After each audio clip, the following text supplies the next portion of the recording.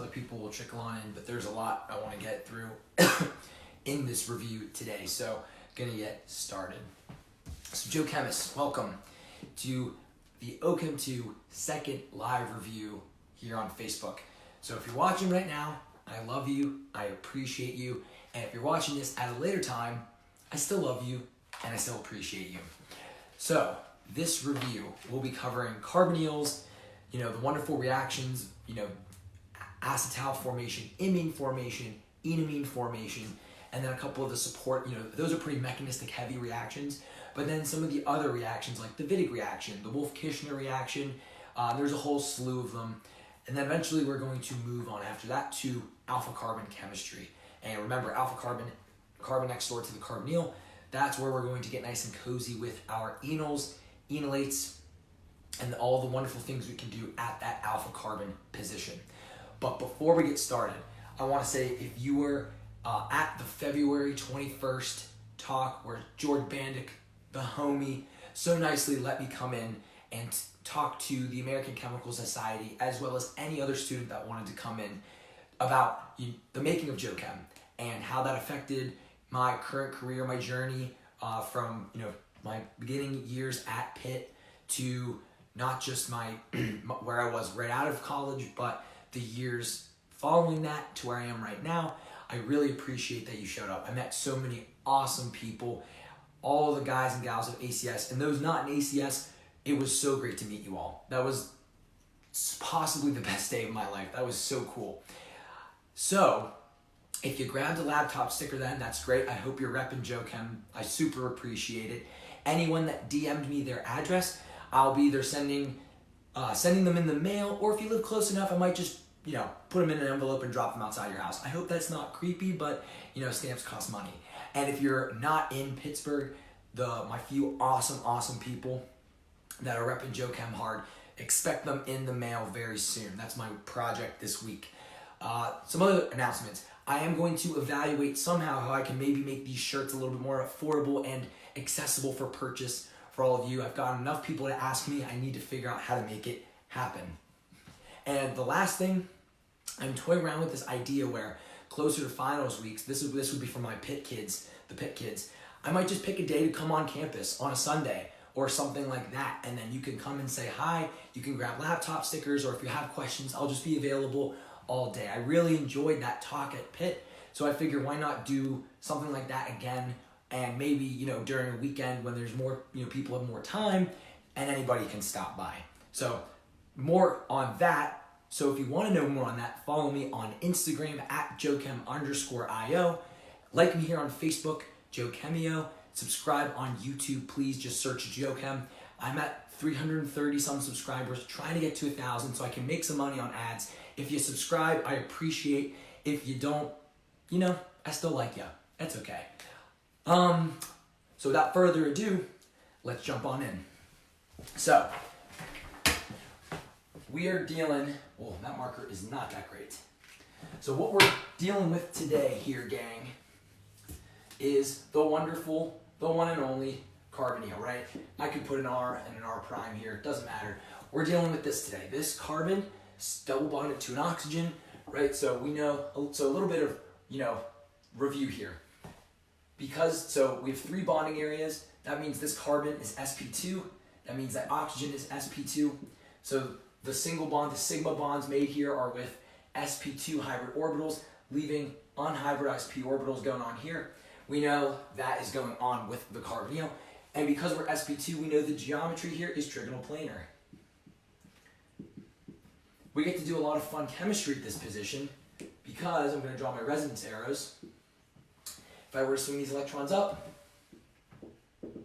giving oxygen a full-on negative charge, or the carbon a positive charge, we see that the carbonyl, obviously we know that there's a polar bond here. We know oxygen is mostly commanding that electron density, but at this position we see that the carbonyl is partially positive, because of the summing these resonance structures together. We never just look like this. We never just look like this. We're somewhere in between, but clearly there is a partial positive charge here on this carbon, which means we get a whole bunch of options for nucleophilic attack at that position. We have a lot to get through, so just wanted to kind of bring that up and let's jump in. So, in this chapter, we learn a lot of mechanisms. So I want to rehash them because they're very important. I felt like at this point in time when I was doing Ochem, I felt very overwhelmed and very confused, and this does require a lot of practice. However, I think in doing the practice, you start to see lots of patterns, and I hope you are seeing those patterns, because if you are, that means you're seeing the overall theme and you're not working too hard. You're working just hard enough, and then you can see all the similarities and benefit from seeing the patterns between different reactions. So, what I want to do first is discuss acetal formation. And there's a lot going on in this reaction, and it applies to the imine and enamine formation mechanisms. So we'll spend some time with this, which will help us speed through the imine and the enamine stuff. So let's go. So I'm going to take this very simple reaction. Whenever I do these, I like to just use a very simple structure. So I'm just going to use 3-carbon carbonyl. I'm going to use acetone. So if I have acetone and I throw in, let's say, ethanol, ETOH, and I need acidic conditions. So I'm going to do H3O+. But in actuality, never be confused if someone were to provide H2SO4. What you need to have acidic conditions is a non-nucleophilic acid. So H2SO4 is just going to provide you H+ and then sit in the corner and do nothing. What you wouldn't want is to have something like HCl, because once you provide H+, you provide a Cl-, conjugate base. This thing can attack, right? That's a no-go. So H3O+ is generically used, but never get thrown off if you see H2SO4, maybe you see H3PO4, phosphoric acid, or any other, strong acid, or whatever type of acid. I know that's a weak acid, but you just want an acid that's going to give you hand you H+ and then do nothing. So, and it's very common for people to also write minus H2O, maybe in parentheses below, but that's just to say that this is going to happen. So if we were to, have a carbonyl, submit it to a condition with alcohol, and it's in an acidic environment, what we will get is we will replace the carbonyl with 2 alcohols right here. So hopefully this looks familiar. This is what we get. Let's run through the mechanism. I want to highlight some very key things that happen. So, because ethanol is neutral and not a great nucleophile, what we're going to do, a very common theme in this chapter, is activating the carbonyl. The way we do that is by protonating the oxygen. So, for example, I have my hydroxide. I'm going to box this so we just get some type of separation. So, oxygen in a carbonyl. We saw in the resonance, negative. It likes to pick up H+ if it's available.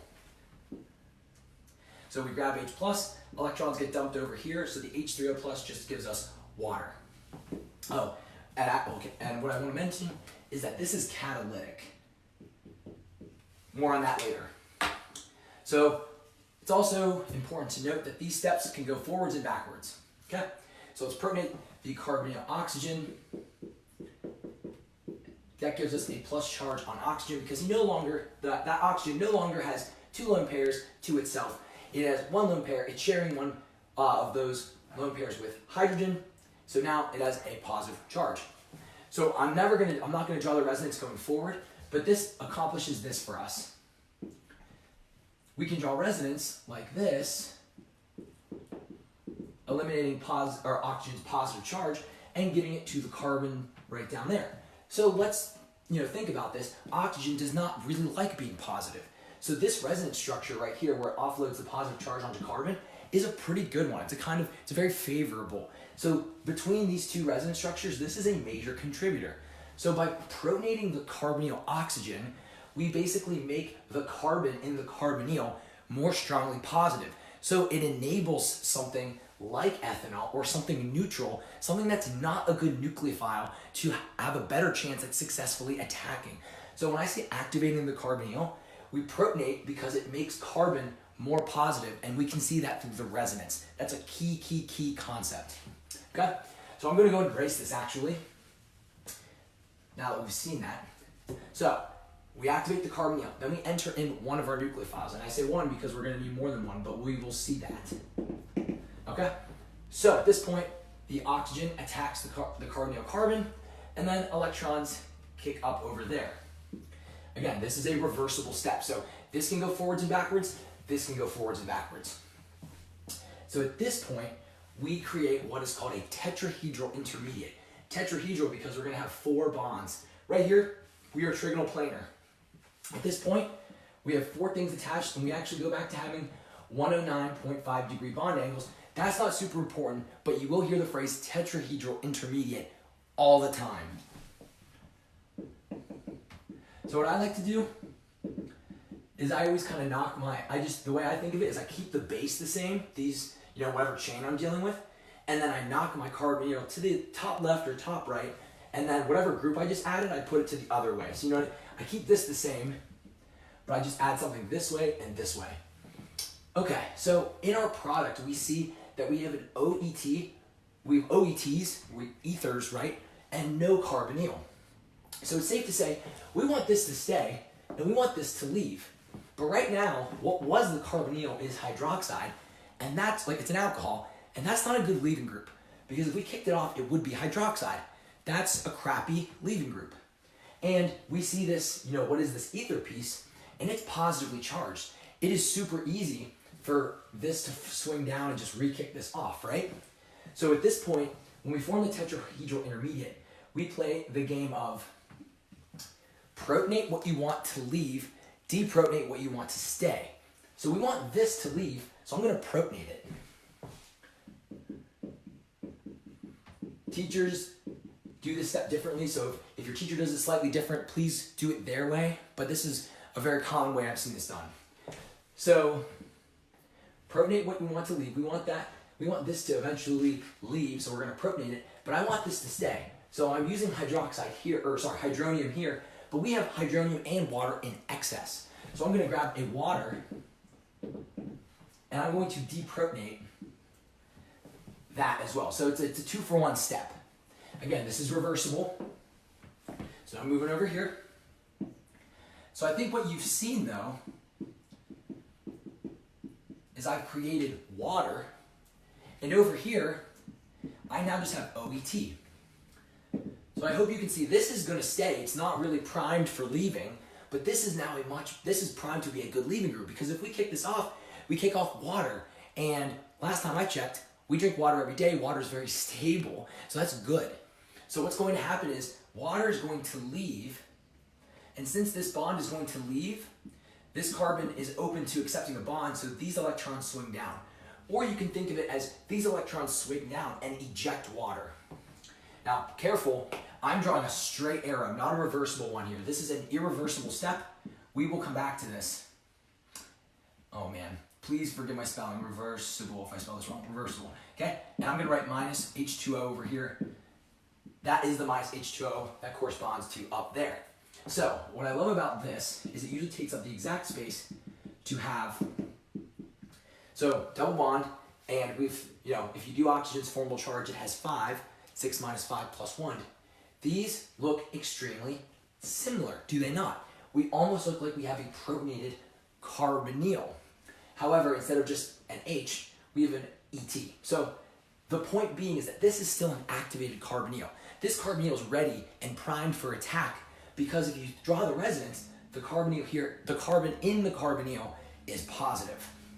So you can assume in this problem, usually some people will write 2EQ or excess, but we're going to have another ethanol come back in. I don't know why I drew that weird. ETOH. Obviously, we're attacking from the oxygen. So we attack there, electrons kick up.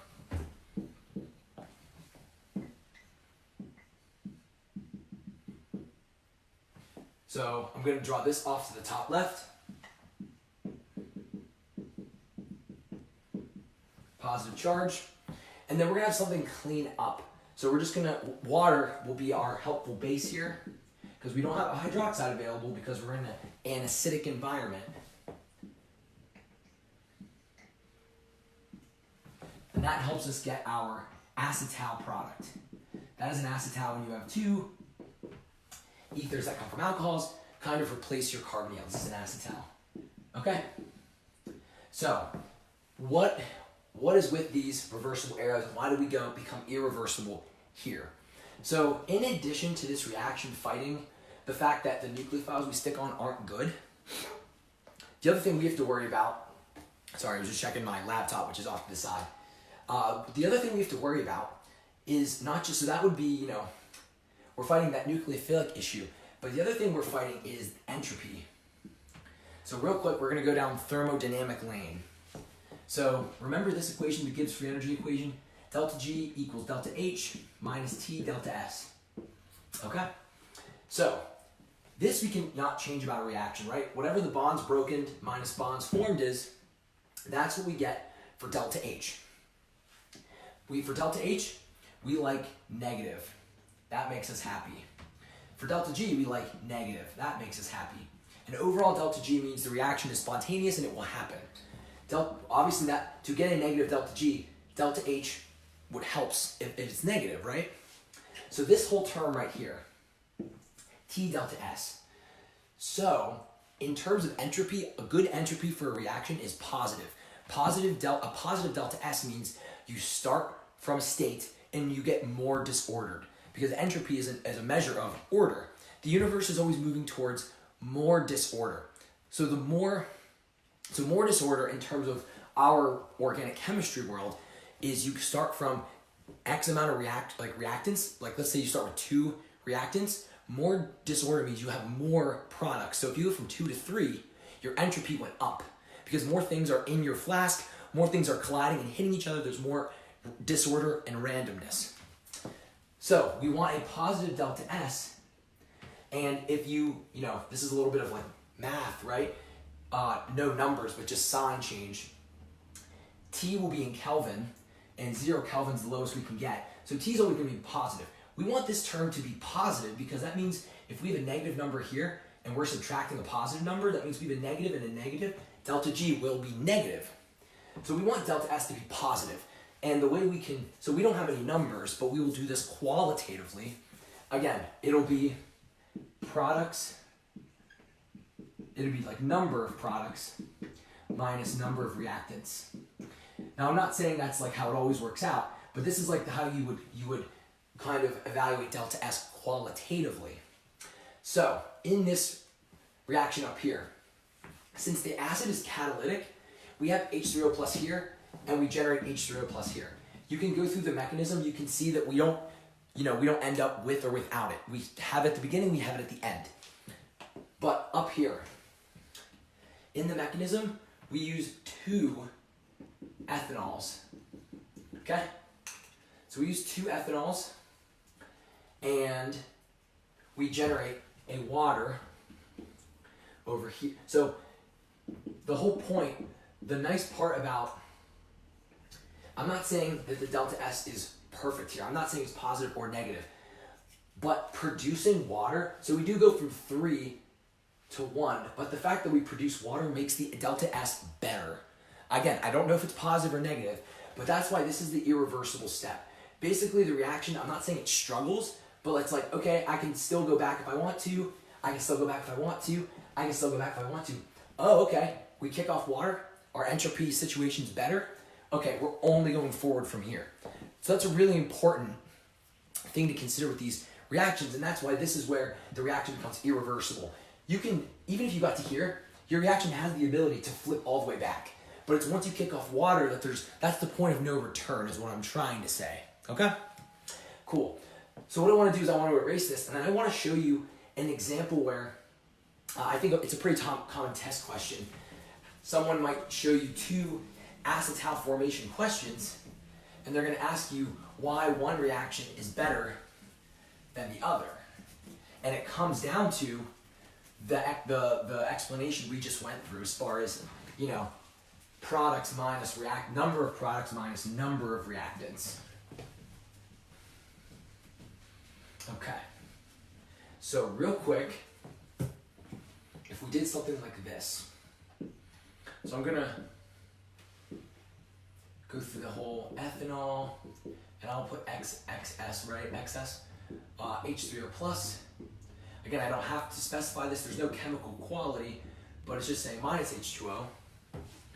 We generate this acetal, and we'll call this reaction A, call this reaction B down here.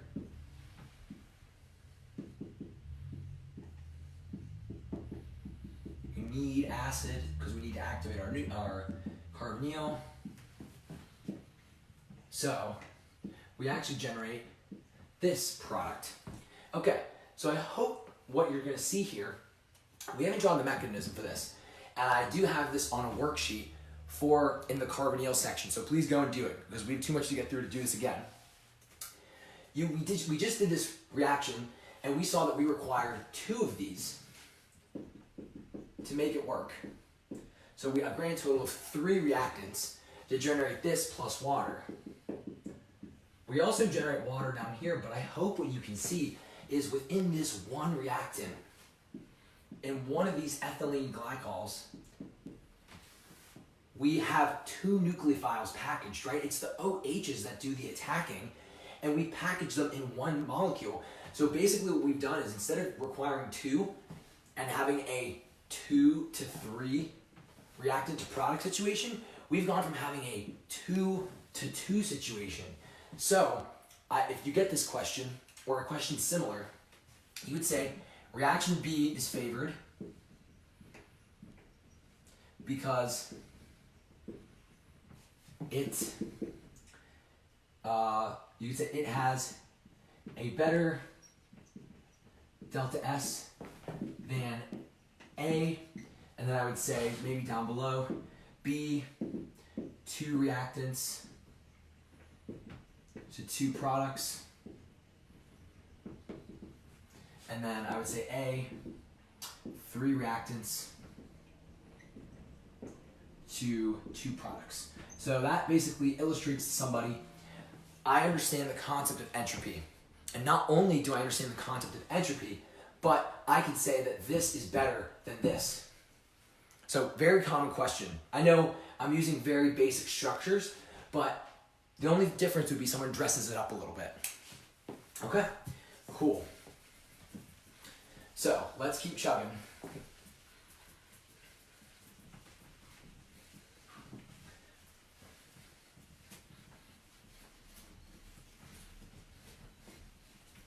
I'm going to very quickly do the imine and enamine formation. So I'm going to run through it. Sorry if it's fast, but you can always look back at the video later and watch it again more slowly. So again, I'm going to, so with imine formation, you need NH3 or a primary amine. That is the requirement. So it's the same situation as acetal formation, but so I'm going to use methylamine. So all the Breaking Bad fans out there, right? Methylamine, H3O plus. I don't have to write this, but minus H2O. Remember, this is catalytic. And this will give me this.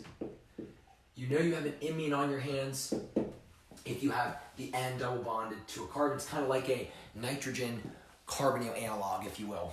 Okay? So again, real quick, I hope that in doing this, you see some similarities to the mechanism we just drew. So, very first step, we have a neutral nucleophile. It's not a good nucleophile. To make this thing work or start, we need to activate the carbonyl. So, enter in hydronium. I'm drawing in a little bit more shorthand notation. Oh, see, I have a bad habit of forgetting that these are reversible. We have now activated the carbonyl. We protonated it. This puts a stronger partial positive on our carbon. Bring in our crappy nucleophile. It can do its job now. Oh, NH2. Okay. We will attack. Electrons kick up. Oh, see, I'm sorry. Gang, I have this bad habits. Okay, tetrahedral intermediate. We went from trigonoplanar back to tetrahedral. So I have my OH up here, and now I have my nitrogen with the hydrogen, 2 hydrogens actually, and a methyl group, and a positive charge, okay? So, playing the game of, I like to call this the proton shuffle. We're going to protonate what we want to leave. We're going to deprotonate what we want to stay.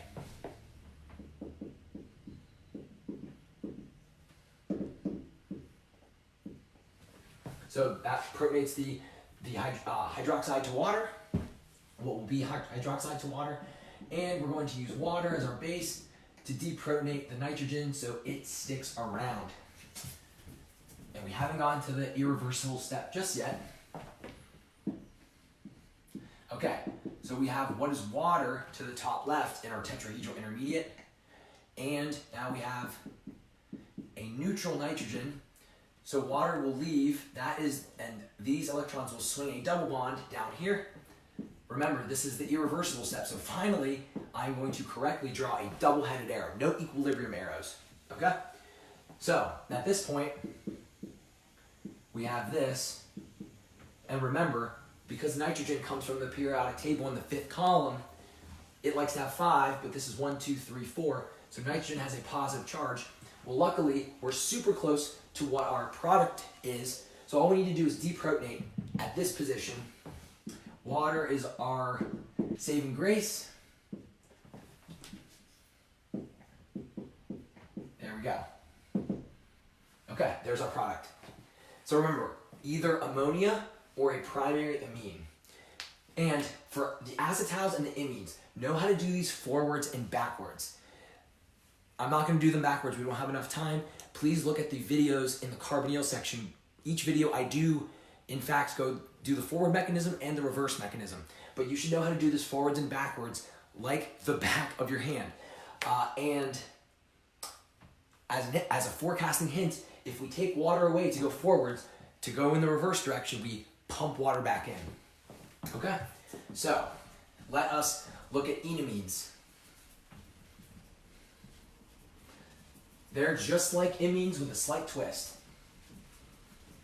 Okay? So that was imine formation. Just need to change a few things. This will be enamine formation.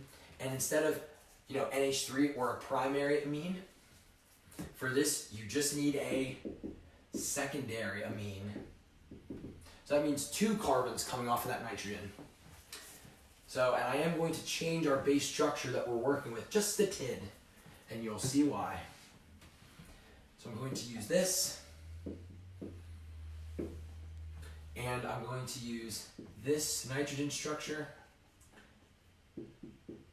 So you can see it's a secondary amine because there are 2 carbons coming off of it. It is a ring. That doesn't matter. It doesn't have to be a ring. That's just a very common reagent used in real life. Sticking with our acidic environment, we need H3O+. Again, no chemical significance that I'm writing this. This is just what happens in the mechanism is this. I'm going to predict the product, and don't be, freaked out when I do.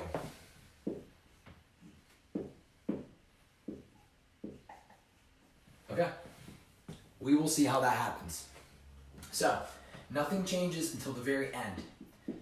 Very first step, right? We have a neutral nucleophile. It sucks at its job. The way we can make this thing go faster, better, protonating the carbonyl and activating it. So I will enter in hydronium. Equilibrium arrows. Let me just separate, a little separation here. Perfect. Okay, carbonyl is activated. Let's bring in our nucleophile. Neutral, not that great, but it can definitely do its job now. And just know that this is a nitrogen-hydrogen bond. Nitrogen is going to do the attack. Electrons kick up. So especially when you do enamine formation, the tetrahedral intermediate gets a little crowded. So make sure to draw some long bonds. Give yourself some breathing room. Nitrogen has a positive charge. Remember, time to do the proton shuffle. So what we need to do is protonate what we want to leave, deprotonate what we want to stay. Gonna protonate the oxygen to make our leaving group water. Gonna deprotonate the nitrogen because I want it to stay. Hydronium is our acid, water is our base. We got equilibrium arrows.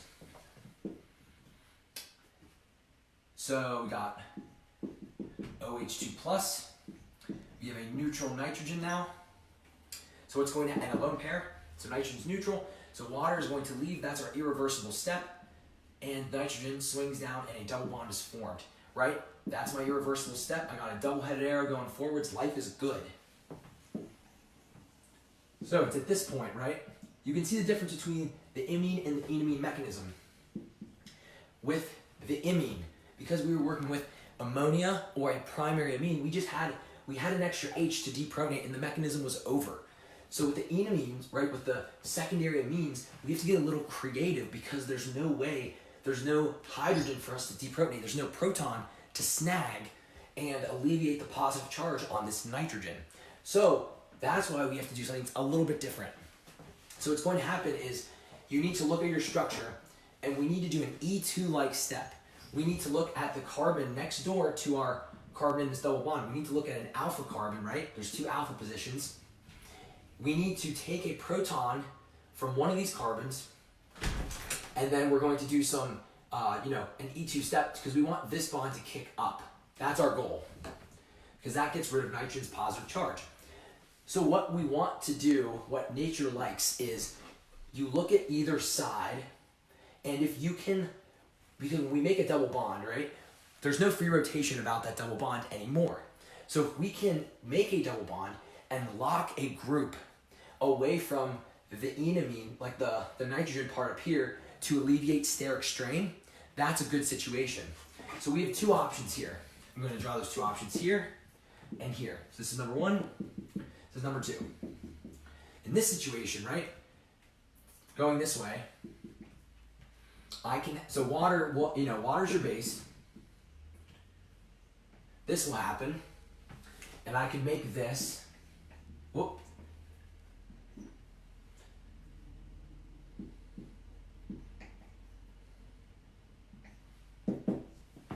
because when I make this, whoops, I guess I'll just say we can make either of those 2 things, or what we could do is have water do this.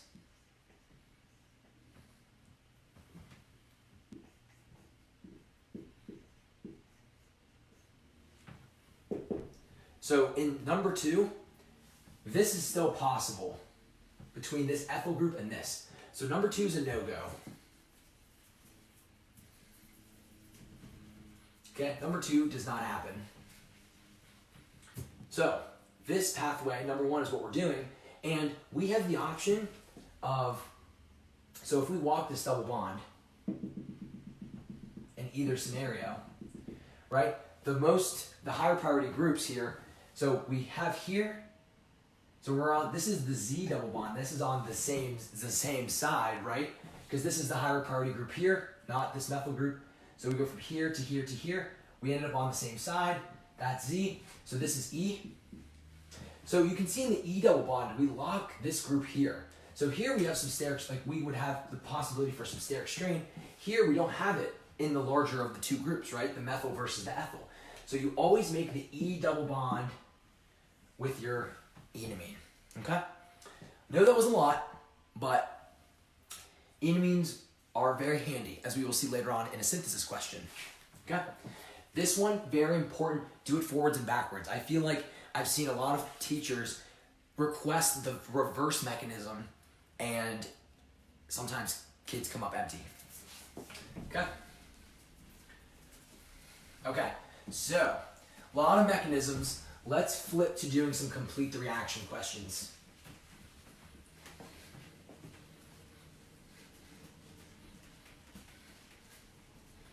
Okay.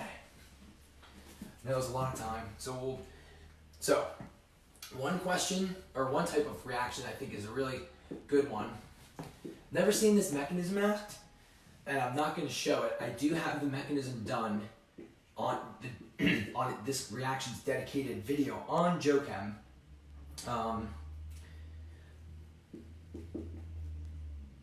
So first, you have this nitrogen. The first step of this nitrogen thing. This is called hydrazine. Don't need to know that, but in an acidic environment. And then a second step of H2O and base. Again, these reagents can be subject to vary based on who your professor is, but what happens here, this is called the Wolff-Kishner reaction. Okay? This reaction has a really cool mechanism, I think. But all this reaction will do for you is just, it's kind of like the H2PDC for carbonyls. It just erases them. It's pretty awesome. This works for ketones and ketones and aldehydes. Really cool reaction. So, for example, if I gave you all this type of question,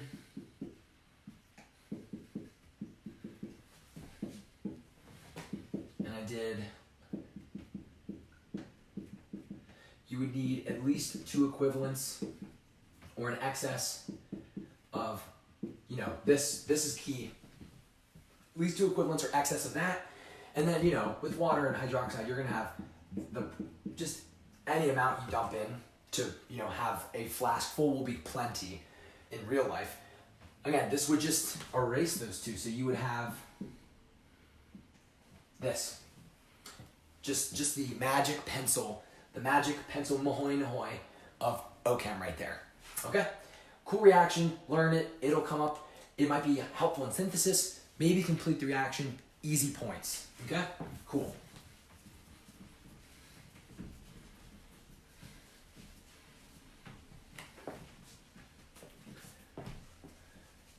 Moving on, this one we'll spend a little bit more time on, but this is the Wittig reaction. Wittig, my professor said the W like the German thing, you know. But, so, some teachers go hard enough to ask for an additional concept, and I will be doing that right now. So, with the Wittig reaction, you need 2 things. You need a carbonyl, and then you need something called, and this, if I'm pronouncing this differently than what you're used to, I apologize, but a yllid, right? A yllid is, I'm using our group, a carbanion bonded to PPH3, phosphorus, oh man, I'm sorry gang, forgetting the phosphorus, I forget, I'm sorry, but PPH3. So, don't be scared if you ever see this, triphenylphosphine, there it is. If you see this is just a resonance structure. So, because phosphorus can expand its octet. So you see 5 bonds, that's cool.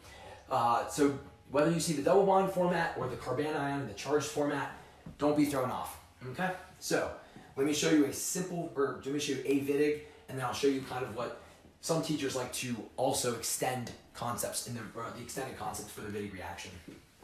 So for this Wittig, let's do this. I will be drawing this. So remember, this could also be represented like this. There it is, right there. Either or, right? Either or.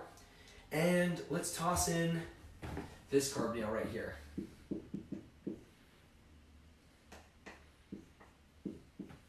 Okay? No reagents needed really. Maybe a solvent, but this, you know, you need the yllid and the carbonyl. So what's going to happen here is, so we see this resonance structure here. We see that the carbon's negative and the phosphorus is positive. So what we see here is that carbon really commands these electrons in the double bond. That's all carbon. So what's going to happen here is this carbon's going to reach out. This carbon is super interested in the carbonyl carbon. Going to loop around like this. So carbon's going to be bonding to this carbonyl carbon. I'm going to dot it pretty heavily. I'm going to asterisk this carbon in the yllid. So what happens is that oxygen says, okay, well, to avoid breaking the octet rule, I'm going to take electrons in the double bond, and I'm going to bond to the phosphorus. So you make a square. So in this intermediate, I just draw the yllid the same. What I do is I do this, and I'm just going to put the pH. Notice how I did that? I did like a phenyl group, and then I put it in parentheses just to say there are 3 of them. Okay? So I have the asterisk carbon. I like to play the game of who's attached to whom, and I'm sorry that's very snobby, but yes, I did say whom. So the asterisk carbon is bonded to the dot carbon. And then the dot carbon is obviously bonded to oxygen. The oxygen is bonded to phosphorus. what's cool is that, so the last thing you need to do is just kind of draw the whatever group is off of the dot carbon. So 1, 2, then the ring. So 1 and 2, that's part of the 5-membered ring. There we go. So it's not pretty.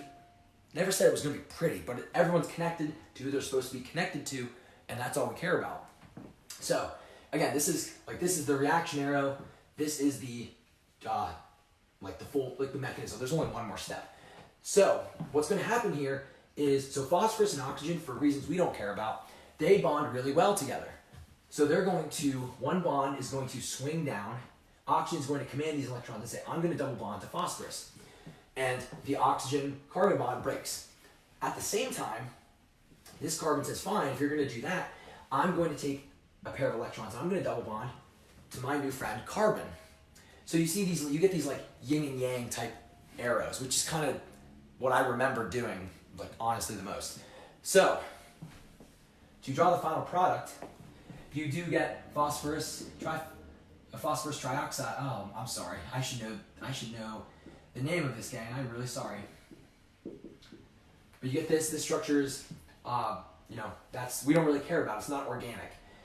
And what we get is, you can kind of see how it plays out here in the transition state, but we end up making a cis double bond. I can say cis here. Cis is an accurate term. So the double bond starts here. So I should then, so this is my product here. So it's going to be cis or Z. Here we can say cis, otherwise it's Z. And it's just because of sterics in the transition state that this occurs. So when you're doing a Yilid, the way I learned it was always cis or Z. Now, I'm going to do one more example below, and there is a dedicated video to this on Ochem. It's in the Carbonyl section. I'm going to change this problem ever so slightly, and we're going to get a different answer. If I make my Yilid straight off a benzene ring,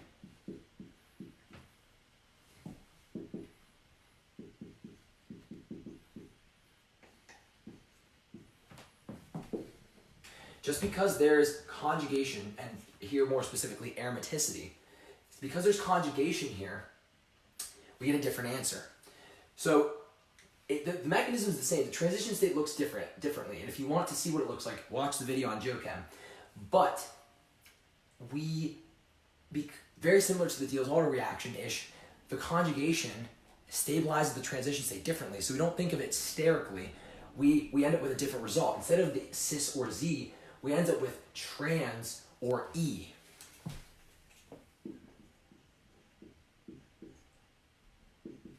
Okay? So for here, arrows are still the same. Carbon likes the carbonyl carbon because it's positive. Oxygen likes phosphorus. And I'm not going to draw the transition state. I know what the product looks like. I just need to change what my double bond is.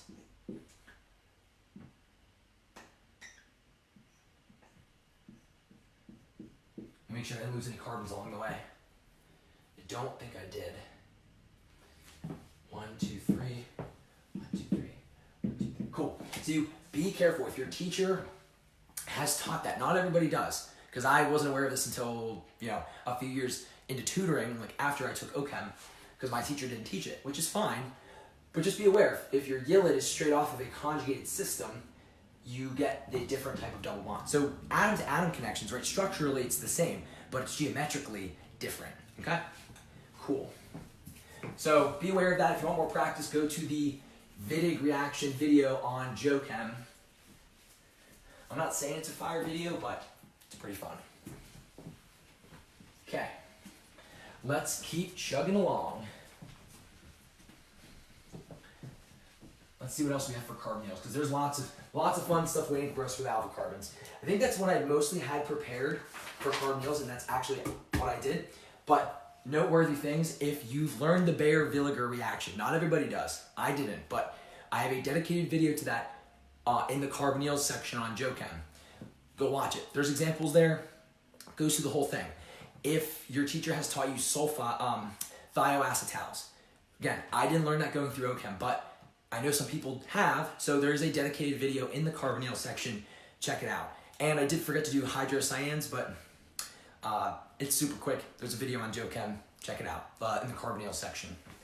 Okay, so let's get cozy with the alpha carbon. I feel like this is where everyone kind of loses their mind a little bit because there's a lot of reactions. There's even more terminology. It's scary, but I remember this being the part of Ochem where I really felt like I knew I liked the subject because it was challenging and rewarding when you put the time in to learn everything that is going on. And I think once you kind of get, it is very frustrating and scary when you get thrown into this section of Ochem, but once you get everything sorted and you have a mental map and kind of a bird's eye view, I feel like it's not as scary and the concepts aren't terribly difficult. So let's do some problems. Okay, so terminology first. So basic terminology. So we have our carbonyl. Doesn't matter what the carbonyl is, but anytime you have a C double bonded O, actually I'm going to,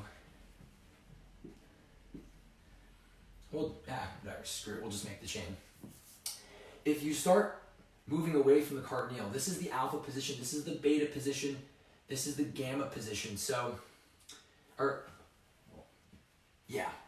It goes to Greek alphabet, alpha, beta, gamma, delta, blah, blah, blah, blah, blah. So we are going to be dealing with the alpha position. And the alpha position is special. We're just going to consider acetone. The alpha position is special, and it's acidic. I forget what roughly the pH is. I really should have looked that up, or the pKa of a proton here. Should have looked that up before the video. But the reason is very simple. So we have more than one proton here, right? But I'm just going to deprotonate once. I'm just going to use B for some generic base. A base likes to rip this off and if we dump electrons on that carbon too, we make a carbanion. So this is an alpha carbon that's gone through what is called alpha deprotonation.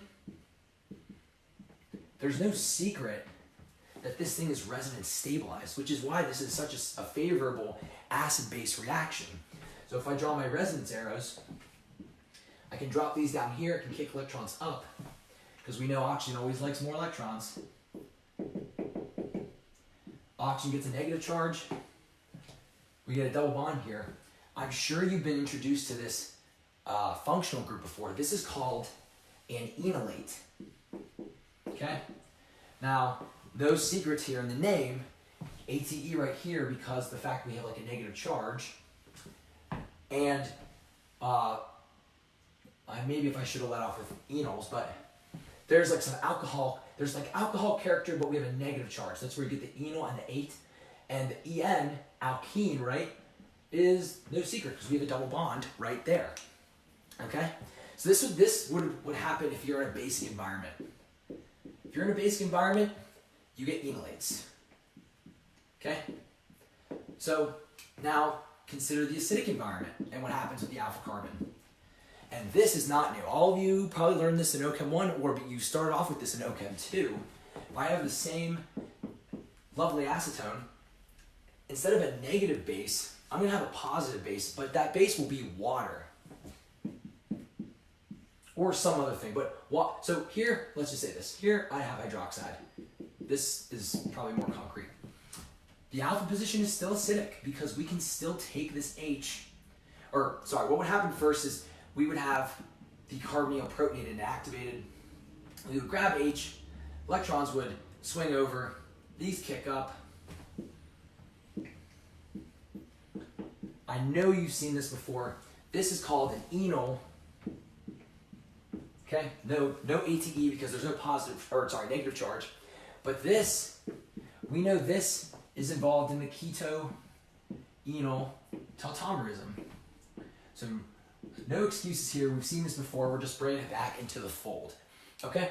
So the thing is with enols and enolates, and again, I did this in more combined steps, but when you do this alpha deprotonation, I could have just dumped the electrons here first.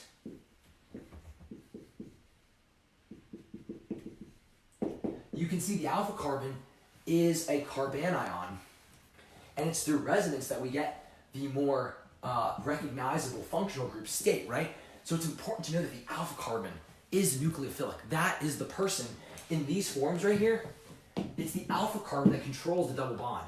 I know it's a little confusing to think like, oh, this is shared, but it's this carbon that has the double bond really to use to attack, because this is just a resonance form, right?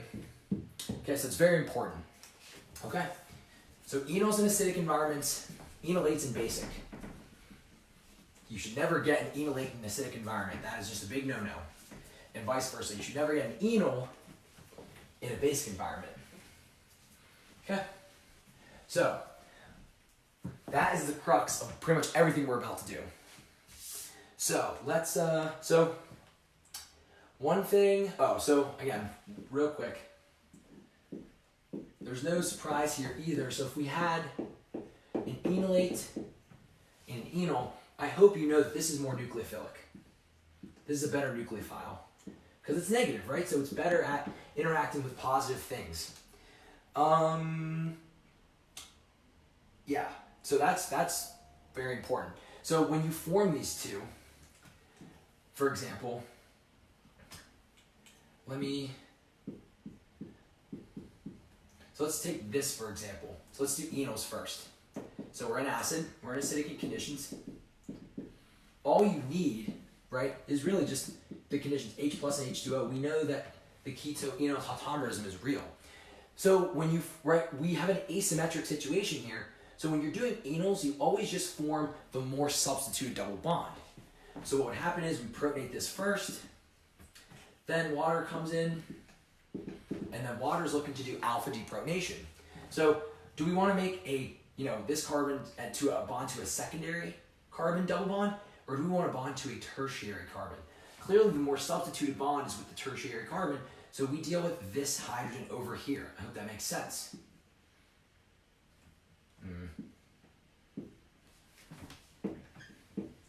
So this is the enol we make, okay?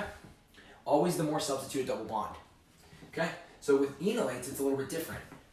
We actually can alter our conditions to get different enolates.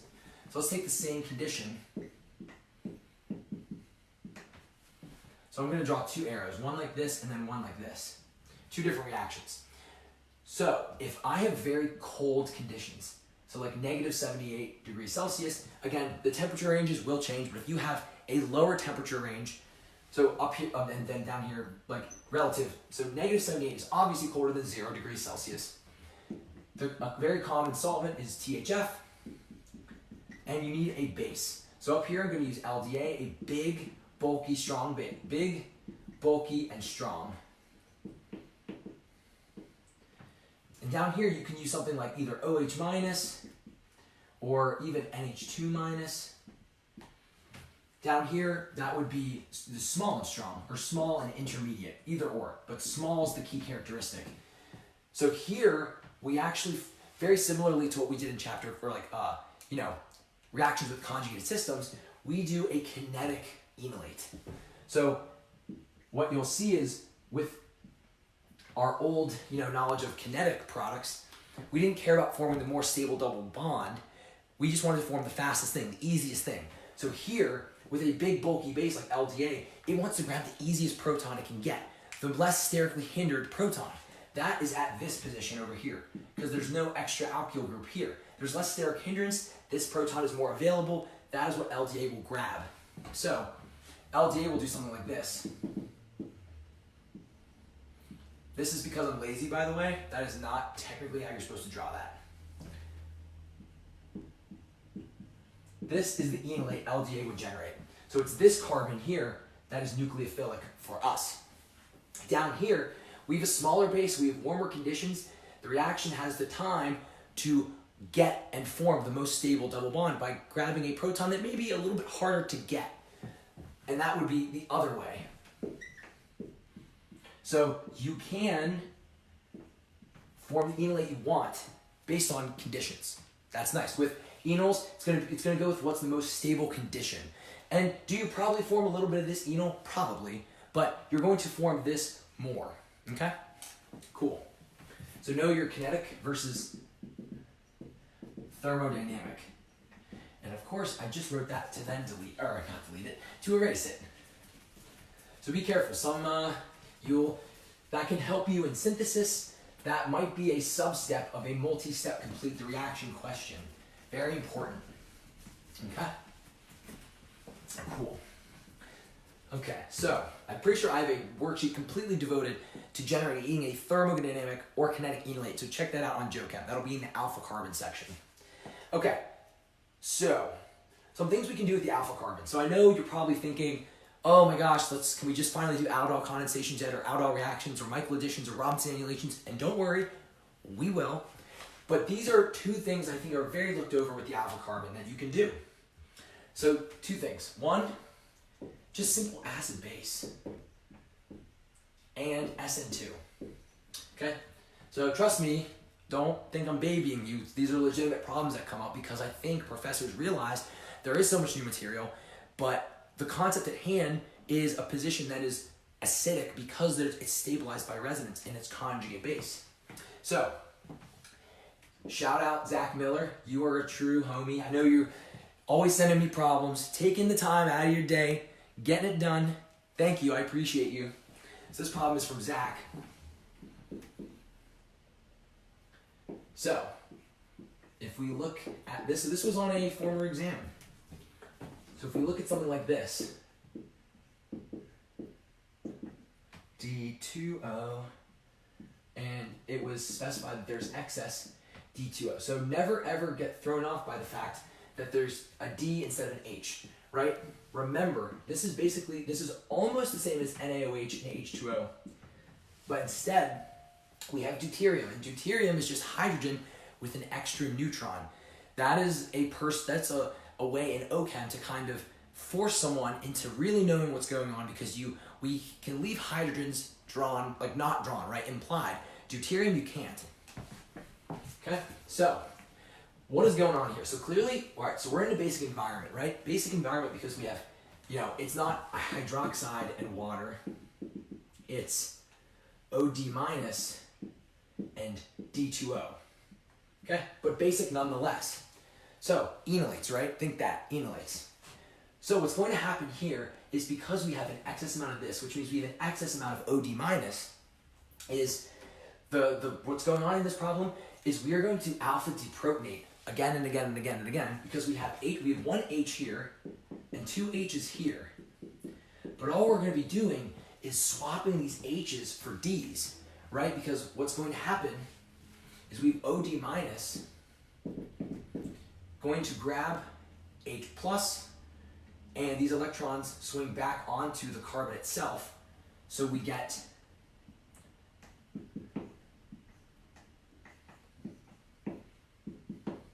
this. And could I draw the resonance to make this an enolate? Of course. But there's nothing for this, and I would do it like this.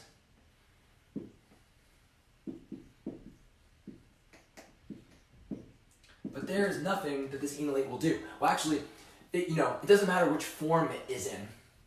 But what this enolate is going to do, I'm going to erase those arrows, is it's going to see D2O just floating around, and it's going to say, hey, I'm negative. I can grab D plus, which again is just like H plus. So the carbanion is just going to rip off D plus. So you can see all that's happening here is the OD minus deprotonates the alpha carbon. We have a carbanion, and then the carbanion rips a D off water. So it's just an H for a D switch. And then that happens twice at this position because there's two H's right here. So I'm going to just say 2 times, because I'm lazy. Nothing happens to the carbonyl. Nothing happens to the benzene ring. But then we have 2 D's right here.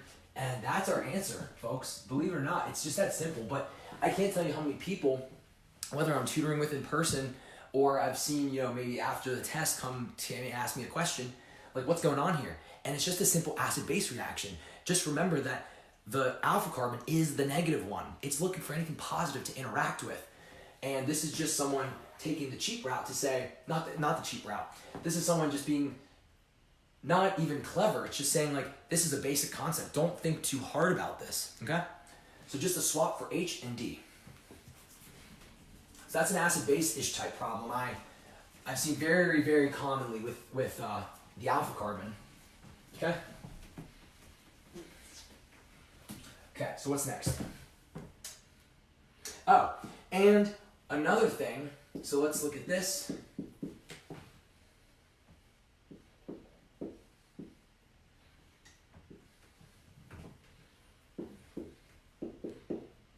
All right, you got LDA,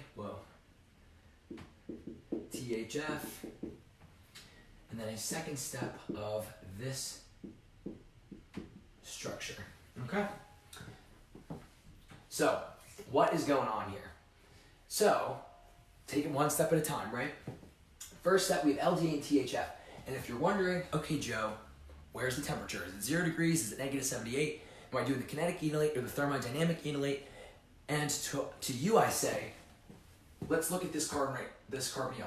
The alpha position here has one eligible H to deprotonate. Sweet. And actually, if we look to the left, there is no H to deprotonate because this carbon has 1, 2, 3, 4 bonds. We only have one position, so it doesn't even matter what conditions we run this at. We're going to get the same one enolate always. So, first step, we know I'm just going to draw some rogue lone pair on the LDA. Gonna grab that there. And I'm gonna even just so explicitly show you the lone pair on the alpha carbon. And I know that this is equivalent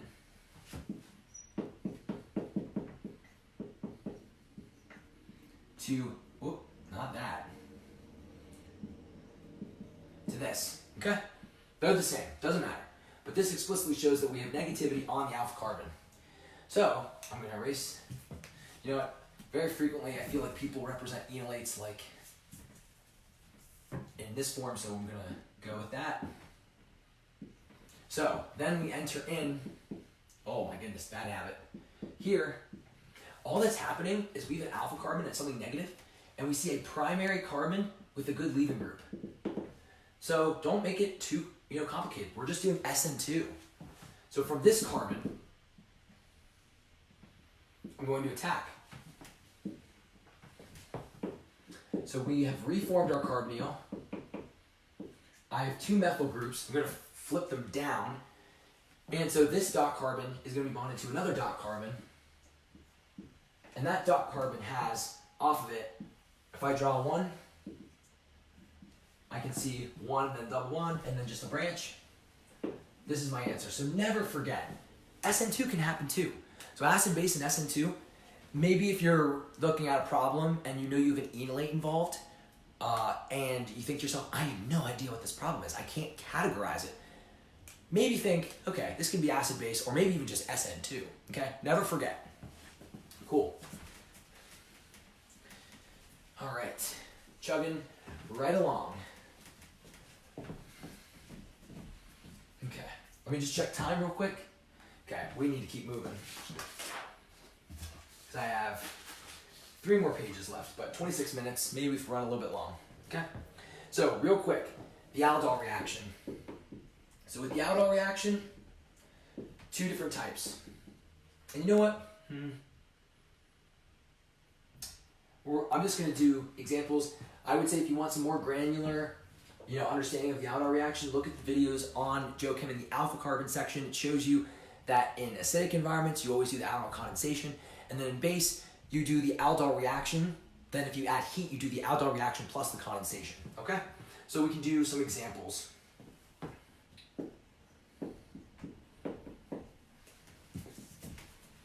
Okay? So this is a pretty basic one. This is one I definitely do in the video, but I think it's a very good example. So if we do LDA, LDA, it doesn't, we'll just do negative 78, THF, okay?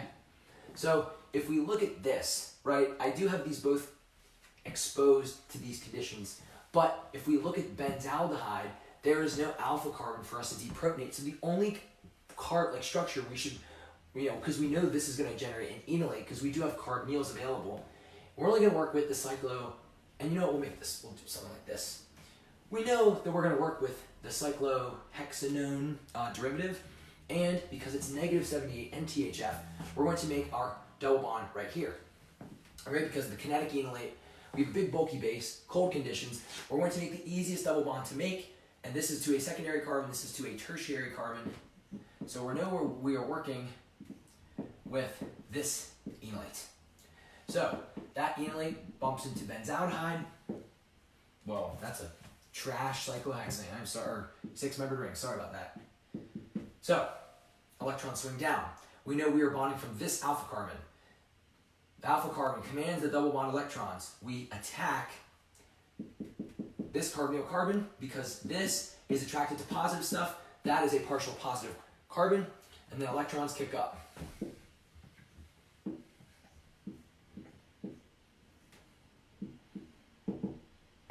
So we reform our carbonyl in what was the enolate.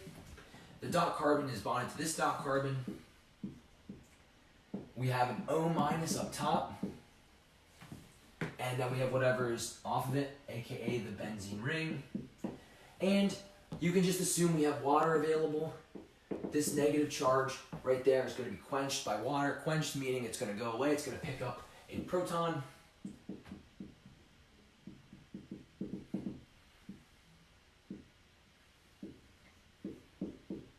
Okay. Didn't do anything on this side of the structure. We have an OH. And that is our product. So whenever you have this type of situation, right, when you have the enolate and the carbonyl attached, so this is an aldol reaction, okay? Okay? And when you have two different structures involved, this is a heteroaldol reaction, right? Because it's not the same, heteroaldol. So every time you do an aldol reaction, no condensation included, you will see this relationship in your product. 1, 2, and 3. Start counting from your carbonyl carbon to your alcohol. That is a 1,3 hydroxycarbonyl. These relationships are super important. We're going to go over a few of them. They're super important. Please know them. 1,3 hydroxycarbonyls. That's what you get from aldol reactions. Okay? Now, I want to do a homoaldol, and then I want to show you kind of what happens if you add heat in the end. So, something I always got tripped up a little bit is if someone presented you with a carbonyl and then, let's do 0 degrees, OH minus, THF, and heat. Okay? So, we just have this. We see 0 degrees, hydroxide and THF, so we're going to make a thermodynamic enolate. So our enolate's going to look like this. Okay? And you might be thinking, where's the thing I'm attacking? Well, the only thing in your vial is not just one of these. We have so many of them. So just use another one. Okay? So this is called a homoaldol because you're using the same structure for your enol and your enolate. Swing these down. From the alpha carbon, we're going to bond to the carbonyl carbon. This is negative, this is positive, we're attacking, electrons kick up. So this is going to look a little weird to draw, but just stay organized and remember who is attached to whom. So we reform the carbonyl here, so I'm going to draw this as usual. Okay? So it's from this dot carbon. I'm going to draw a line to this new dot carbon. And it's on that dot carbon that we get the OH. And then off of the dot carbon, I have a methyl and an ethyl. There's my ethyl, there's my methyl. Okay? So you can double check yourself. Did I do my aldol reaction properly? 1, 2, 3. 1,3 hydroxycarbonyl. Great. Well, what does the heat do? In the basic conditions, right? This is basic. With heat, you can overcome some energetically unfavorable stuff. So what's going to happen here is with heat, you actually take another alpha hydrogen and, you can assume you have hydroxide around, or whatever base is around. It's going to grab that proton, electrons swing down, and you kick off an unfavorable leaving group But there's a reason, so the heat helps do this because hydroxide is not a good leaving group, but you get an energetic benefit out of this.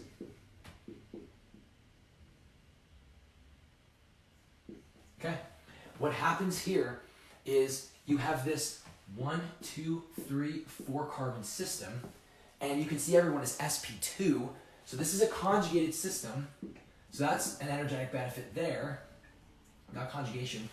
This is called either an enone, that's more of like the cool street name for it, or you can call this a beta unsaturated ketone. Because we see we need a ketone, right? But in the alpha, for the alpha beta, right, extending to the beta position, we have a unit of unsaturation.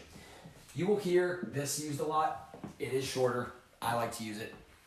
So with aldol reactions, with aldol, you get a 1,3 hydroxycarbonyl.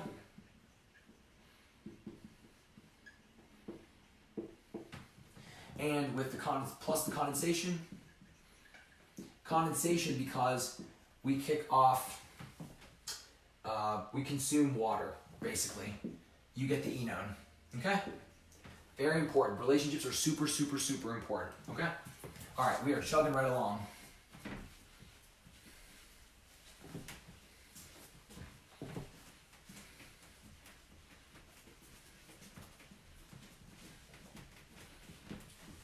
Okay. So, let's look further at that enone functional group. Enone because we see we have an alkene and a ketone, right?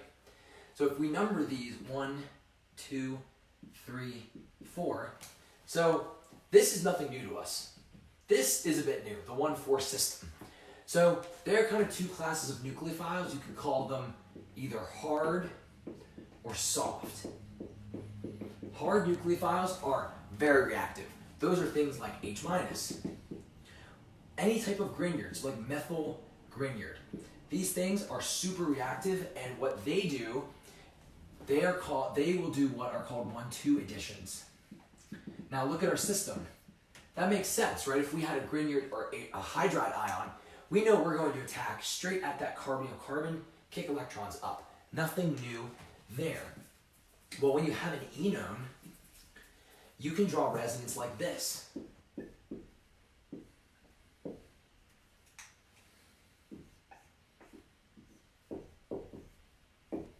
Okay? Oh, not that. That's just blatantly wrong. So, a positive charge on 4 and negative on oxygen. So you can see that the 4th carbon is susceptible to nucleophilic attack. And so, soft nucleophiles, what are they? Those are your neutral nucleophiles. Those are something like ethanol, methylamine. This is basically with water. So any class of alcohol, amine, anything neutral. And something also called a cuprate, which I'm sure you may or may not have seen. Okay? So these are your soft nucleophiles. So these do 1,2 additions. These do 1,4 additions.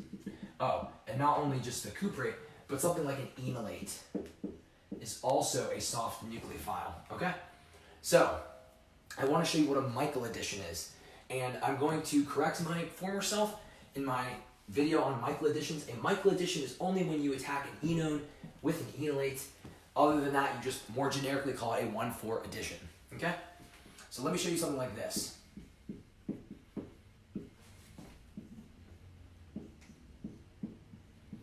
Okay?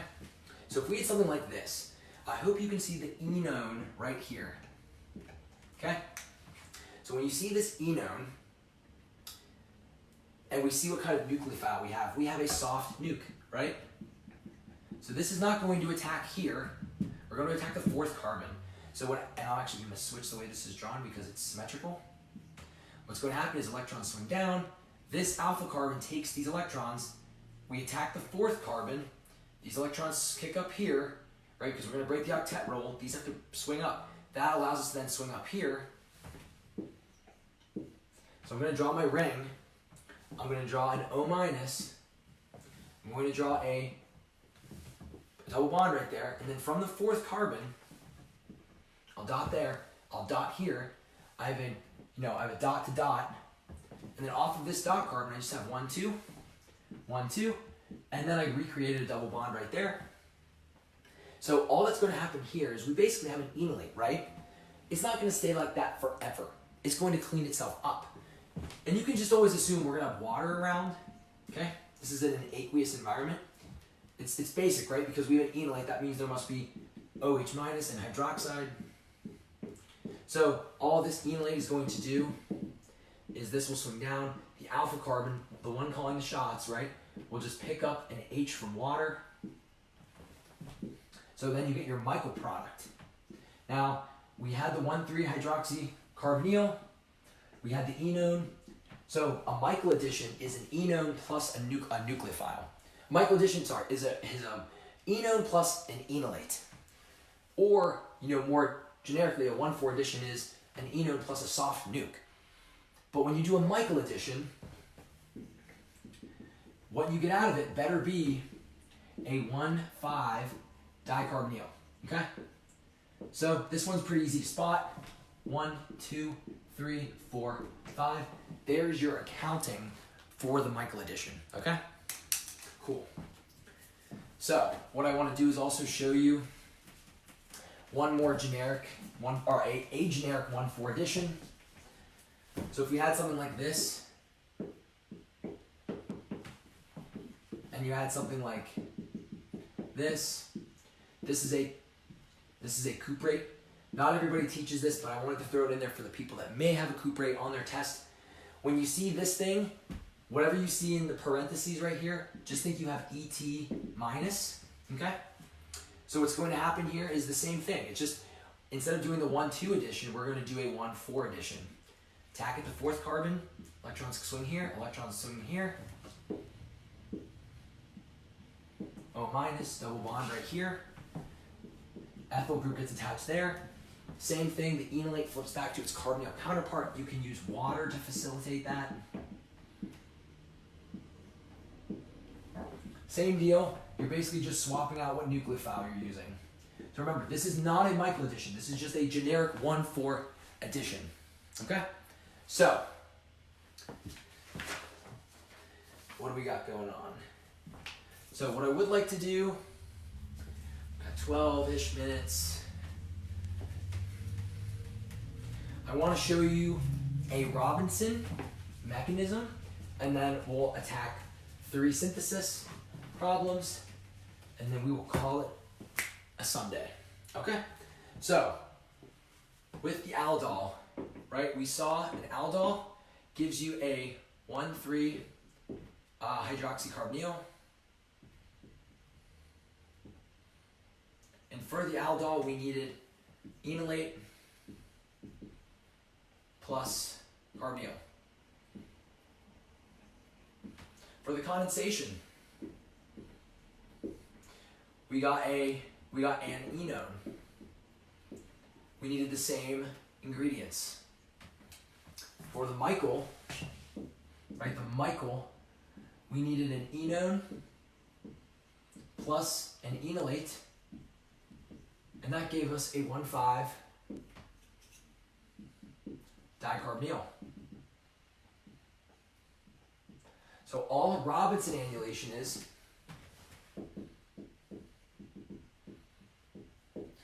I thought this was the scariest mechanism when I first learned it. It's really not that bad. For Robinson, all you do is an Aldol. Sorry, you do a Michael. First, you do a Michael addition. Then you do an Aldol condensation and base. Okay? So you already know what a Robinson annulation is. You just have to put 2 pieces together. So let's do this example. And the word annulation means make a 6-membered ring. Okay? So, real quick, not that I want to rush through this, but I really want to get the syntheses in. So, let's do this. We have this plus this. NaOH, heat, and water. Okay. So basically you're just going to get generic ingredients to make an enolate. That's what your reagents will be. Again, reagents may vary based on who is your teacher. So here's our enone, right? We know we're doing a Michael first. Here's our enone. So maybe I haven't presented this the proper way, but basically we're going to take this and make an enolate out of it. So I'm going to draw this over here. So my very first step is hydroxide. Doesn't matter, we have a symmetric carbonyl. Whoa. So we will make an enolate. Again, it's symmetrical, so it doesn't matter if I make the double bond on the left or right side. So I just drew the enone differently, but it's the same. I'm going to do my Michael addition. Remember, this is a soft nucleophile. I'm interested in doing the 1,4 addition, not the 1,2 addition, like a Grignard or hydride. So swing down. Remember, the alpha carbon controls these. Going to attack 4. Going to break the octet rule. If I don't move this double bond, I'll bump it over here, and then I will swing electrons up onto the oxygen. Reform my carbonyl here. I'm now, this dot carbon is attached to this dot carbon. And this dot carbon has 1, 2, 3 more carbons off of it.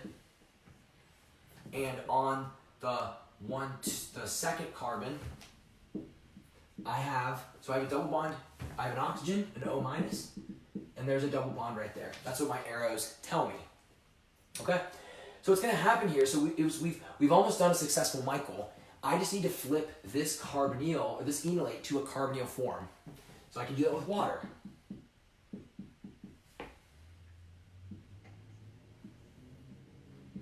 So the alpha carbon that controls these electrons is just going to pick up H in this tiny little acid-base reaction.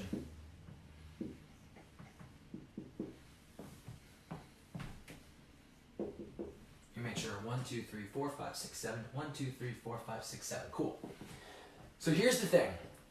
So the carbonyl you just flipped to an enolate, what you're going to do, and this is always the case, you take it, you remake an enolate, but instead of the way it was, the alpha carbon that was deprotonated, you're going to go the other way. The reason being is if we were to make this carbonyl into an enolate going this way, it's going to be interested in attacking this carbonyl. And if you think about it, 1, 2, 3, 4, 5, and 6. That helps us generate the 6-membered ring, which is what the Robinson annulation expects. Okay? What I also forgot to double check was, did we do the Michael addition correctly? The answer is yes, because we can see what relationship we generated. 1, 2, 3, 4, 5. Bam! 1,5-dicarbonyl. We're golden. So the next thing we're going to do here is just make an enolate right here. So I'm just going to bring in hydroxide again. I'm dealing with this alpha carbon now. Pick off that H, alpha deprotonation, electrons go here. We generate the enolate.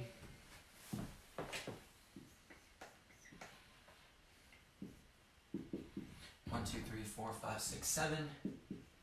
Minus, okay. This part can get a little weird because, we're making a ring. But remember, we got 1, 2, 3, 4, 5, and 6.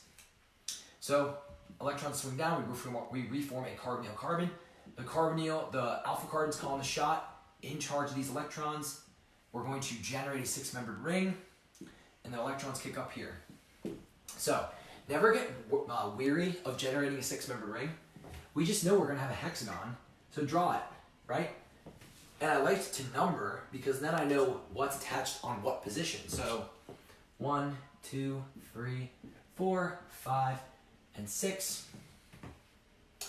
So at this position, so nothing on 1, a double bond on 2, a carbonyl rather on 2, nothing on 3, nothing on 4, nothing on 5.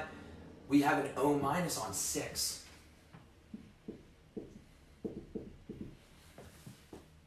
And that's what we got right there. So again, also on 6 we have a methyl group. Whoops, see, that's why we number. So what we got, so we're not going to keep O-, we're going to clean it up. We have water available, So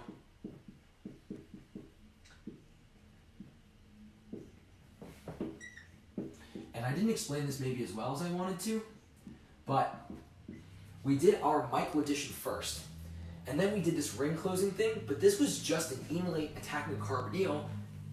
We just did an aldol reaction, right? So we did the aldol part of the second step. So we have the 1,3 hydroxycarbonyl. That's great. But we're not done because we're supposed to do a basic an aldol condensation in base. So we do have the heat available. So now that we've cleaned up, we're going to add the heat necessary to overcome the fact this OH is a crappy leaving group. So we go again to the alpha carbon. We're going to use hydroxide to deprotonate. Electrons kicked out. We're going to, force hydroxide off. It's not great, but we're going to do it. That's going to be our condensation. And it makes sense that if we're going to do an aldol condensation, we should end up with the relationship an aldol condensation produces, which is an enone. And you see 1, 2, 3, 4, bingo, bango, bongo. We performed our aldol condensation properly, and you can see we generated a 6-membered ring.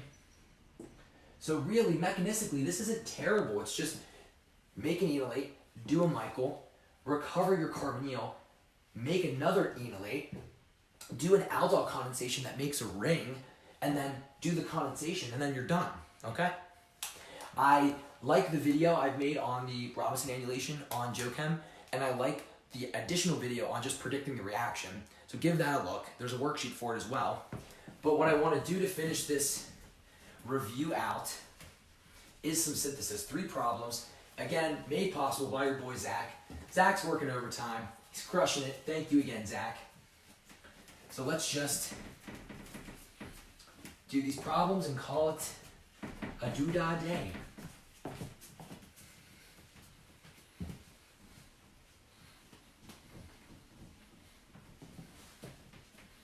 Okay.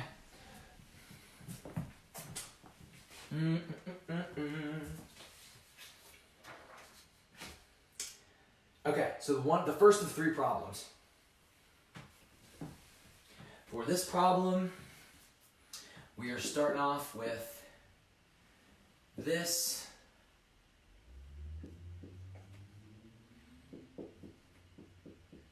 And we are supposed to make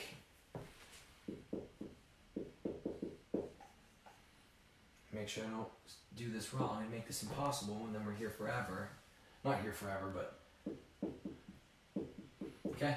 So the rules here are you can use 3 carbon, you can use whatever's given to you plus 3 carbon pieces or less, and obviously anything inorganic as well. So the first rule is we always count our carbons, right? 1, 2, 3, 4, 5. 1, 2, 3, 4, 5, 6. Okay, so we just need, the only piece we're going to kind of introduce is an unknown 1 carbon piece. So that's pretty nice and easy. We don't touch this double bond functionality in the middle. Obviously the bromine is going to leave. So we just introduced a new piece, and we're going to have it be a carbonyl. So just strategizing in my head, I like that there's a bromine here because that means we can maybe generate a Grignard, and then we could attack some type of carbonyl, producing an alcohol, and then we could reoxidize it to a carbonyl. We just have to be careful we don't mess with, if we made a Grignard here, we're going to attack ourselves, or another one of these, so we need to be careful. So maybe what I'm thinking is trying something like this. So I'm gonna redraw this down here.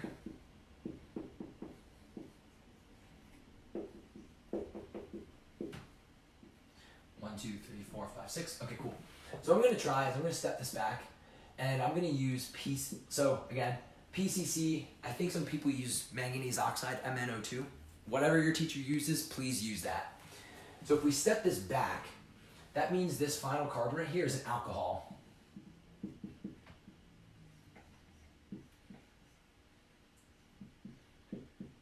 Right? So all I did, oh wait, whoops. You know what, okay, so here's what I think maybe we did, and I'm gonna, this could also be a problem I think you might even start at the beginning to go forwards. but I'm gonna go backwards and show you what I meant. So I strongly believe what we did was we generated a Grignard. What I think is we protected this, generated a Grignard, introduced a 1 carbon piece, attacked it, reoxidized it, and then deprotected. So, you know what, honestly, because I thought like, or I'll go back to beginning. So, going backwards, I think we deprotected here. So all you need to do, what basically we're going to use to deprotect, I'm just going to pump water back in. So if I show you this, I think you'll not be surprised. So I had something like this. So what I'm going to think we're going to do is we're going to protect with ethylene glycol. So we're going to do acetal formation. There's the Ochem II hook, right? To protect this carbonyl while we do a bunch of stuff with the rest of the molecule. Okay? So then, going backwards, I think we probably did PCC because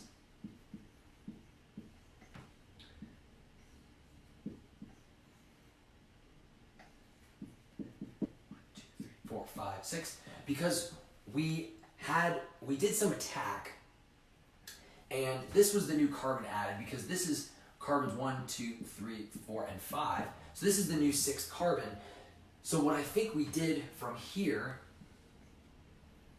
and I'm going to do this, is we had formaldehyde. We just had a 1 carbon aldehyde, and the rest of this was a Grignard. So I think this MGBR 1, 2, 3, 4, 5.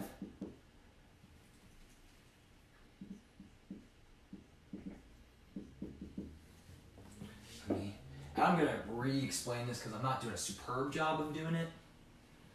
Okay, so I think what happened here was if we have a 1 extra carbon piece and we make this into a Grignard, we can't just leave this as an aldehyde. That will cause issues. So we protected here, generated our Grignard, introduced this with acidic workup,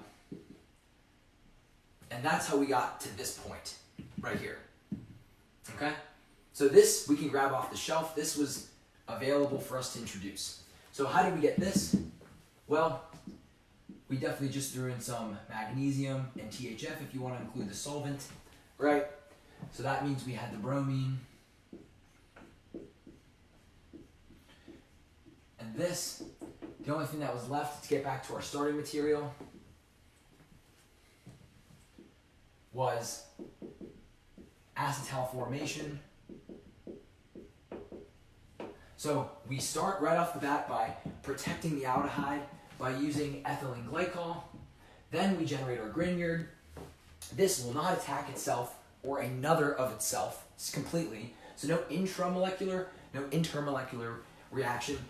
Then we can safely introduce this new piece, this extra first piece, which is just going to extend our chain by 1, and it will be an alcohol after we do the workup. Then we can oxidize it back to an aldehyde, and then we can deprotect by pumping water back in to recover the initial aldehyde. Okay? I like that problem because it involves Ochem II protection, but there was a lot of Ochem I foundational concepts at work. Okay? I know we're a few minutes over of the targeted hour and a half, but just stick with me. I think the other 2 synthesis problems are good. Okay? Okay. So, what do we got next? Oh, I like this problem. Okay, so we got this.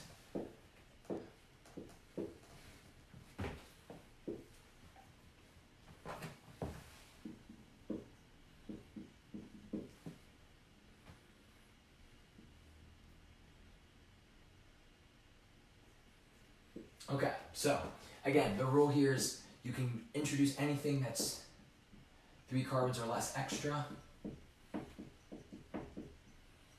Otherwise, work with what is given to you. Okay?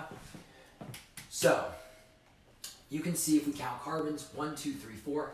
1, 2, 3, 4, 5, 6, 7. So, clearly, this piece is new, this 3 carbon piece down here. So we have a few things going on. We have to introduce a whole new carbon section right here, as well as we need to, so I hope you're thinking, maybe we did some SN2 right here, and maybe we did, so this looks like imine formation, and you're absolutely right. So what I think we did here, let's start kind of at the end. I think this is a better place, a better example of a problem that retrosynthetic analysis is very helpful. So, and I'm going to work this way, kind of. Use all of my limited space. So, the very first thing, so I'm thinking this came from a carbonyl. So I'm thinking I had this before. And I know I can do some imine formation here, but, so imine formation, right, because we know with imine formation it's got to be ammonia or a primary amine. And primary amine, but like an amine with a couple of hydrogens, right, that facilitate that deprotonation at the end. So what you can do is if you use this structure right here and acid, this structure is called, I wrote it down, hydroxylamine, which makes sense. It's just, an amine with a hydroxyl group on it, an alcohol. So this fits the bill because it has, the proton quota, at least 2, to do iminium formation, right? Imine formation. So this, you could do the mechanism just like we did with the methylamine. It's the same thing. Doesn't matter that there's an OH there, okay? So what do we do next? So that was the first step. That kind of eliminated a lot of chemistry. So we need to figure out how we stuck this group on right here, okay? And I know maybe since I preached it so hard earlier in the review, you're probably thinking, let's generate an enolate, let's do some SN2. However, I hope you're seeing this. We have a connection here. So if we break this apart, and let's just say I tried to say, let's do this plus, I don't know, something like isopropyl bromide. Oh, that's the, sorry gang. What is problematic about this, and maybe not the best solution, is that this is going to actually give you a good bit of E2. Not that, because this is secondary, right? So, and this is, a good, it has basic character, right? Because we know this is what we're also working with here. So this might actually, pick off an H here and do E2, which is not what we want. We want SN2. So whenever you're in this bind, and this is something I forget, it burned me on a test that I took a while ago, is if you think that you have you need to use an enolate, you need to attack from the alpha carbon, but you're afraid of your enolate being too basic, like the basic character of the enolate getting in the way, you can use an enamine and it works the exact same, okay? So what happens is at this position, what you would do instead is you would, and I'll do it like this. It doesn't matter what your nitrogen piece is, and I don't know if it really matters, but we would draw this 1, 2, 3, 4 extra carbon. You would have this, you would facilitate your, so I don't know, maybe you have a solvent, maybe let's just use acetone. But then you would have a second step of H3O plus because you need to unravel this enamine to a carbonyl. This will do exactly what you want. It will not do E2. It's gonna help you do substitution. You're gonna generate this.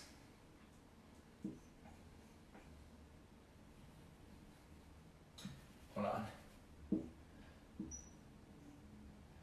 Hold on, gang. I'm sorry. Not explaining this completely on point. There we go. Because we swing down and reform this double bond. We've then introduced this. This is step 1.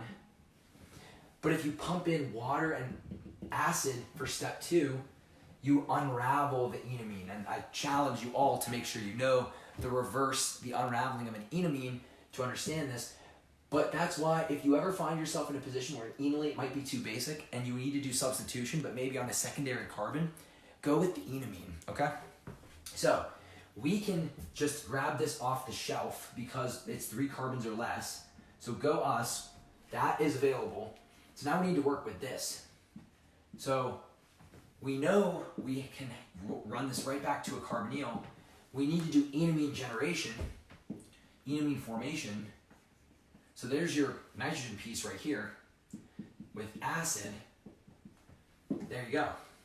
So I like this problem because it involves doing SN2 from the alpha carbon position, but you can't just use an enolate. Had this been, you know, propyl or like, propyl bromide, use the enolate, no big deal.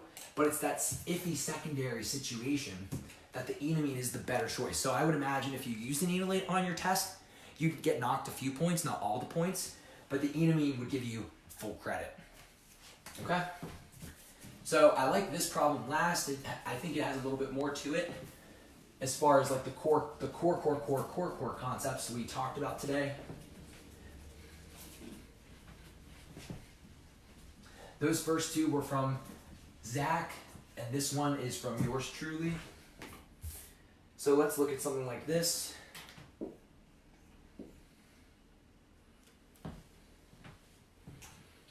And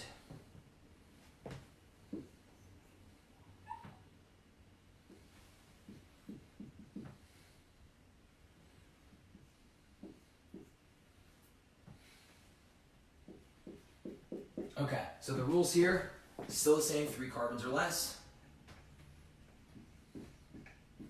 Additionally, extra than what's given. So let's count our carbons. Never deviate from that strategy. So we got 4 here. 1, 2, 3, 4. 1, 2, 3. Okay, that's, let me make sure I drew this correctly. Hold on, that doesn't sound right to me. 1, 2.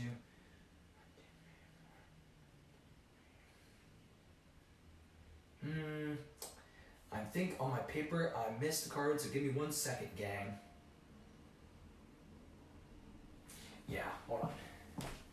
There should be 1, 2, 3, 4. 1, 2, 3, 4. There we go. Okay, so 8 over here. So we're gonna need some combo of 4 and 4, or if you're even creative enough, maybe 4 and 2, 2, right? So anything like 4 plus 2 plus 2. I know it's all the same, but I'm saying like individual pieces, or 4 plus 4. So either 3 pieces or 2 pieces. Okay? Cool. Or you know what? No, you know what? I actually didn't draw. I'm sorry, gang. I didn't draw this wrong on purpose. There's supposed to be 7 because this is supposed to be 4 plus 3. Sorry, 4 plus 2 plus 1. Because if we have 1, 2, 3, 4, 1, 2, 3, that means we have 7 total. Sorry, not a great start. But so 4 plus 2 plus 1, or geez, oh man, maybe I probably did this on my own, a little weird. Or 4 plus 3, right? Either or to get 7. So let's work backwards. So I see we have 2 alcohols, and in these bigger problems on this test, look for an aldol relationship, an aldol condensation relationship, a Michael relationship, or even a Robinson relationship. So there's no Robinson here because we don't see a 6-membered ring, right? No 6-membered ring. We don't see a 1,3 hydroxycarbonyl because we see these are 1, 2, 3, 4, 5 positions apart. But 5 positions apart sounds like this could have been put together with a Michael addition, right? And if you're sitting at your computer thinking, okay, well, I don't see a 1,5 dicarbonyl. Yeah, we have a 1,5 diol. But if we step this back once, we definitely know a transformation to make 1, 2, 3 this happen. Because this is a 1, 2, 3, 4, 5 dicarbonyl. All we would need from here to here is one of two reagents. We can do a first step of lithium aluminum hydride and a second step of acid, or you can use the NaBH4 and ethanol, right? Either or will do the proper reduction from here to here. So at this point, all we need to do is a Michael, okay? So if we think about it, let's step this back. So we remember a Michael is just an enone plus an enolate, okay? So let's make this as easy on ourselves as possible. I think we can see that we have a 4-carbon piece right here. I think it's easy to see a 4-carbon piece right there. 1, 2, 3, 4. So maybe it makes sense to draw a line right here, right? Because then we have this enolate right here, plus 1, 2, 3. Yeah, this right here.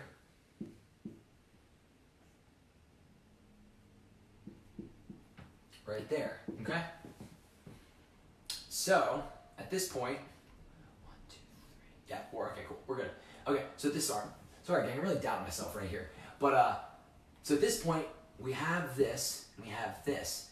Since this is technically, 3 carbons or less, we are done here. That is good to go. So, at this point though, we still need to generate from this to this. So, to step this enolate back, we could just do LDA, because if we look at the carbonyl, it's an aldehyde, right? We don't have to worry about kinetic versus thermodynamic, just going to happen. And then we just need to make this happen, so we need to rely maybe a little bit on some Ochem I knowledge. So if we step this back with PCC, that gives us an alcohol.